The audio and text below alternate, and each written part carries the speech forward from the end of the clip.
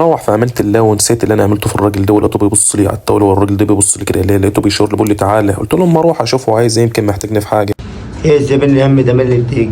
قلت له ازيك يا معلم عامل ايه، ودخلت كده السلام عليكم وعليكم السلام عامل ايه اخبارك. قال لي تعالى ده انا مستنيك من زمان، ده انا هنفخك. قلت له ليه يا عم انا عملت ايه، ده انا كنت جاي راضيك ما تقفلش علينا الباب يا استاذ بعد اذنك، ما تقفلش علينا الباب مش هقف لوحدي. قلت له هشتري الجوز ده هم انا خلاص والله مش هعمل كده تاني، توبه توبه والله ما هتعمل حاجه غلط تاني. طب رفع عليا سكينه والله. ولقيت الراجل ده داخل بيقول الصد فيا يا جدعان وتصك. قلت له الحقني يا عم اعمل اي حاجه بكرشك ده الراجل ده يموت. قال لي ما تقلقش انا معاك. ولقيته بيفتح صدره كده، قلت له انما تسيبني انا اشتري الجوز ده بس خليه يسيبني اخرج من هنا عشان ما اقفل عليا الباب لوحدي وقعد بخبطني ويقول لي هتشتري جوز هتشتري جوز واخبطني في صدري يا جدعان والله وانا غلبان انا عايز اروح ماليش دعوه. لقيت الراجل ده اللي انا هدفع لك الفلوس هو معرض الفلوس وعطاها له والله يصلح حالك. قلت له طب افصل معاك ولا اي حاجه، سيبنا افصل معاه في اي حاجه. قال لي لا خد الجوز بتوعك وامشي من هنا ما اشوفك تاني ولا تتعدي من قدامنا. الراجل ده الله يصلح حاله قام لمم لي الحمام. قلت له الراجل ده رفع عليا سكينه وعلم عليا، قال له انا هجيب لك حقك، هلم لك الحمام اللي في الحباسه كله وتاخده وتقلب من هنا وما عدتش تعدي من هنا تاني عشان لو مسكك هيعورك. قلت له عيب عليك يعور مان انت مجنون. قال لي يا عم اتنيل ده انا داخل ورفع عليك السكين، المهم يلا اخلع من هنا واقلب وروح في اي حته. التوك توك بقول له مان القسط حسين.